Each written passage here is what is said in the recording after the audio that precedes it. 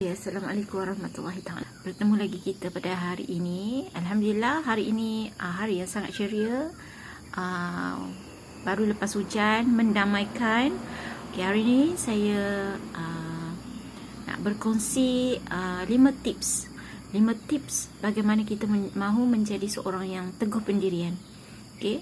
Sebenarnya teguh pendirian ni perlu sangat lahir dalam diri kita lah.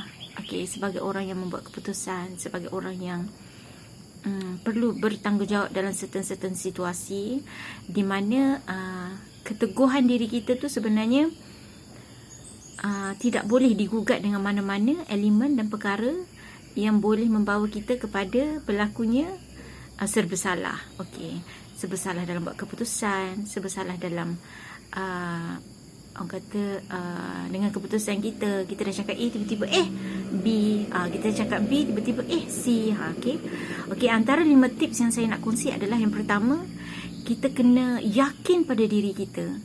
Yakin pada diri kita ni maksudnya kalau kita cakap A, kita dah tahu keputusan kita buat A tu adalah untuk apa, bukan datang daripada orang lain, bukan datang daripada persekitaran, bukan datang daripada keadaan. Okay? Kita kena tahu dan kita yakin keputusan yang kita buat tu adalah dari kita sendiri.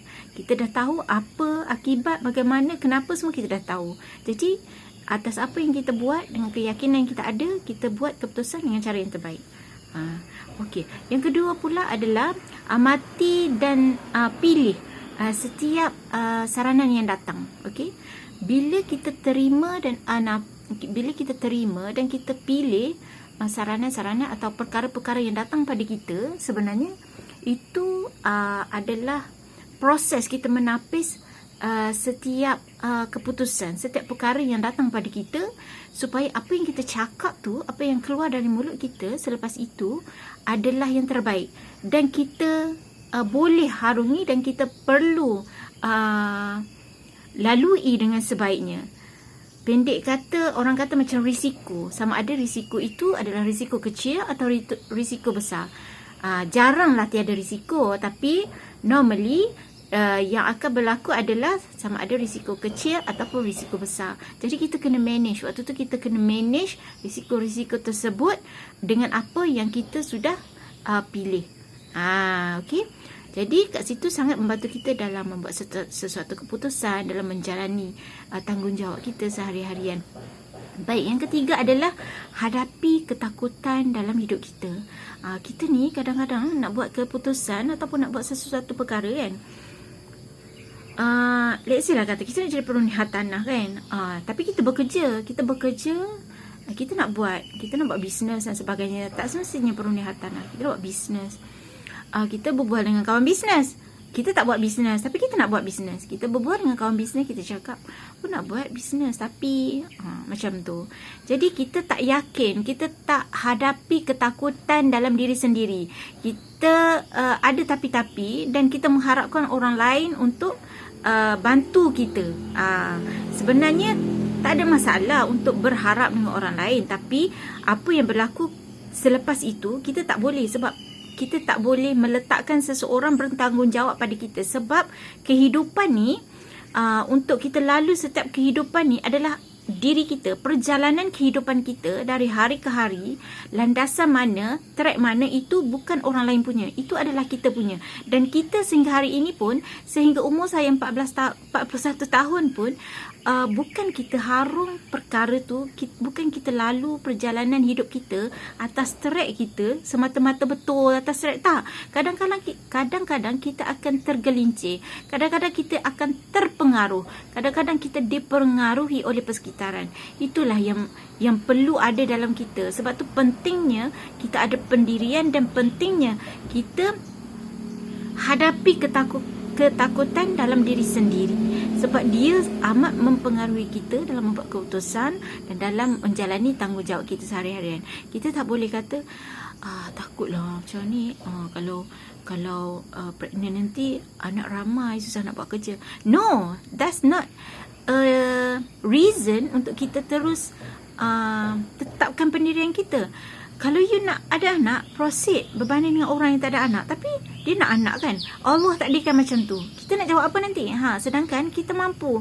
Okey, lepas tu yang lain pula, kita nak buat kita nak decide untuk perjalanan kehidupan anak kita. Okey, kita nak build up kita punya anak, kita punya strength, anak kita punya skill. Tapi kita akan tanya balik dalam diri kita, macam mana kenapa tapi kan tak pandai. Saya sendiri pun, anak saya daripada kecil, dia lahir, kita ada ilmu ke tentang pendidikan awal kanak-kanak? Tak ada kan. So you do, kita buat, kita belajar. So jangan cakap kita tak pandai. Itu dah menjatuhkan dalam episod sebelum ni yang saya cerita, kita dah menjatuhkan nilai diri kita. So kita kena hilangkan ketakutan dalam diri kita. Okey. Yang keempat adalah berkaitan dengan fokus. Kita kena fokus pada tujuan kita. Apa kita nak? Okey. Ada pepatah mengatakan setiap perkara tu kita kena lalu proses. Ya, betul. Apa yang kita buat tetap ada proses. Sama ada proses itu panjang ataupun proses itu pendek, jangka panjang atau jangka pendek. Itu tak mustahil dan memang kita kena lalui prosesnya. Tapi adakah fokus yang kita buat atau apa perkara yang kita nak fokus tu dia tiada halangan? Tidak. Jadi apa sahaja halangan yang datang, apa sahaja perkara yang datang untuk kita fokus pada apa yang kita nak, kita lalu saja, kita layan masa tibanya perkara yang kita tidak inginkan tu nanti, kita adjust, kita twist, kita adjust mana okey, kita adjust mana tak okey, kita buang mana perlu, kita ambil mana tak perlu, kita buang mana tak perlu, kita ambil mana perlu. Itu cara dia. Dan dalam proses tersebut dia sebenarnya akan menguatkan lagi kita, menguatkan lagi pendirian kita bahawa ini adalah aku yang ingin capai, aku perlu fokus. Kenapa nak kena ada perkara ni? Sebab kita nak capai matlamat kita, kita perlu fokus benda-benda yang penting bagi kita. Kenapa kita nak kena fokus benda-benda yang remeh-temeh, benda-benda yang tak penting pun bagi kita? Okey. Nak bagi seseorang yang memang dia aim dia tinggi, dia ada vision dia tinggi, jadi kena fokus. Okey. Dan yang terakhir sekali, yang kelima adalah jangan takut kehilangan kawan. Kita jangan takut sebenarnya. Dalam dunia hari ini, normal. Saya pun normal kalau kita ada kawan-kawan. Sedangkan dalam dunia hari ini, banyak perkara yang membuatkan kita perlu akur pada situasi dan keadaan. Contoh macam, kita nak buat ni, kita nak kena perform, kita ada tanggungjawab yang tinggi, kita ada komitmen yang tinggi, kita nak buat. Tetapi disebabkan kawan kita kehidupannya selesa, stabil, tapi bila kita fikir kalau aku buat ni mesti dia tak suka kan, macam tu. Sedangkan kita ni, kita tahu kita ada komitmen tinggi, anak-anak, hutang dan sebagainya, tapi kita nak jadi macam dia. Bukan, itu tak boleh. Dan kita takut kehilangan dia sebab dia adalah orang yang sangat suka membantu kita. Contoh, tak boleh.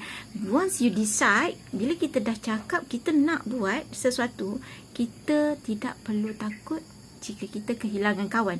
Sebab kawan ni penting. Tapi semua kawan ke ada waktu kita susah? Tidak kan? Jadi jangan takut kehilangan kawan. Kerana kawan terbaik adalah Allah Subhanahu Wa Taala. Ingat tu. Okey, kita jumpa lagi dalam perkongsian saya berikutnya. Jumpa lagi. Bye.